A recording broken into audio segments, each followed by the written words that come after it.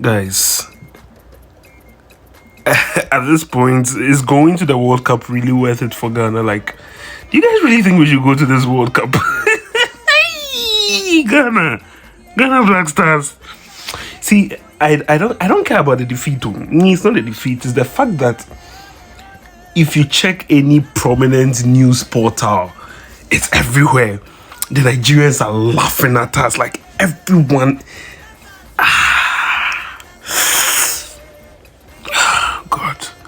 I purposefully did not want to talk about this when the game happened because the way I have been angry the whole of today, like I need to simmer down. You see, and it's emotions. Emotions go into these things. We need to simmer down. We need to dissect the game properly. We need to look forward to the match against Germany on Monday, what we can do better. But you see, there's a saying in Ghana that which is if you know how to play football, we also know how to watch football. It's a very popular saying in Ghana, and I think most Ghanaians have gotten the diagnosis spot on because some of these things are not hard to tell. Some of these things are not hard to tell. Some of the problems wrong with the Black Stars are not so hard to tell. And someone was asking, what should Ghana do differently before they face Germany? And I think majority of Ghanaians have gotten the answer right. Sack the coach. Sack that kaftan wearing center line running coach. Sack him. That is how you can see. And if a new coach comes in, right, and we don't even make it to the group, I don't mind, because I don't think we are going to make it past the group stage. And I know there are arguments being made that, well, it's just a friendly and the players do get better whenever like the tournament really starts. Like that probability really is there. There could be a potential that when the World Cup starts, we would play better. Maybe when Kudus is introduced, when Niyama gets back, when Pencil gets back, maybe. But then, are we going to bang our hopes on probabilities? If there's one thing I have noticed about football, it's like sometimes what you expect as being probable can take a turn for the worse. So 5-1, we think, okay, we will get better by the time we meet Panama in the first game. And then we lose, we can dead ass lose to Panama. It doesn't matter that you lost 5-1 and so things are going to get better. Like, let's be for real. So those talking about probability, let it go. And there are those talking about, Netherlands beat us by 4-1 in prior to the 2010. But you see, the caliber of that Dutch team that beat us by 4-1 in 2010-ish and this Austria team, there's a huge discrepancy. That Dutch team was World Cup finalist worthy Netherlands team. This Austria team is not category A European team. I'm sorry, they are good, but Austria should not.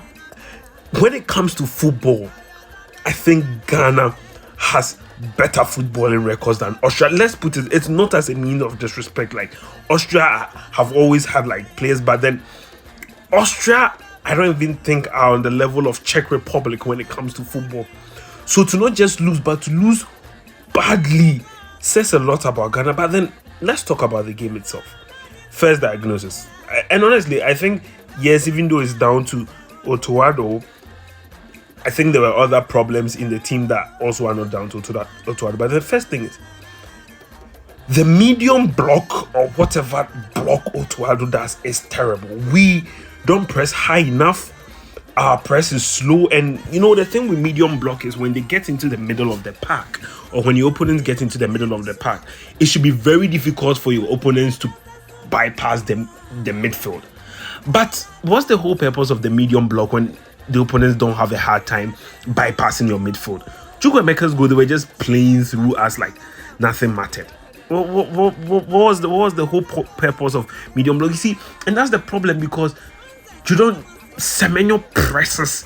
We saw Semenyo press just last week in the game against Arsenal, and he can't press anymore. Jordan is leading the press and he's having no support, and you can't even blame the players because the setup is in such a way that you have 5 defenders and you have 2 attackers pressing. And then there is a huge gap between the attackers and the midfielders. So that is just a poor setup. That is just a poor setup. And it's the same thing he did. You see, Otto Addo has not changed. He has not learned anything. He has not changed. And I have videos talking about how the guy tactically is bankrupt. Whenever the going gets tough, it's all about going back to a back five. Whenever the going gets tough, it's all about going to a back five. He's tactically bankrupt. I don't know what else to say. Everyone has said it. And this is why I don't feel sad for Ghanaians, because many Ghanaians, and it's not every Ghanaian, majority of Ghanaians speak up. Many Ghanaians just watch on. They don't care about what the GFA are doing. They don't care about the fact that the FA presidents have all connived and doing things their own way, because that is the foundation that brings you this. Nobody cares. And then when this comes, everyone is crying. But again, more obvious things in the game. Calabria right back. Ghana has a right back problem. And you see, there's a difference between saying we have a right back problem and then blatantly going to lie about it. I don't know why Otto Addo had to lie. So Otto Addo lies that Ghana does not have right backs.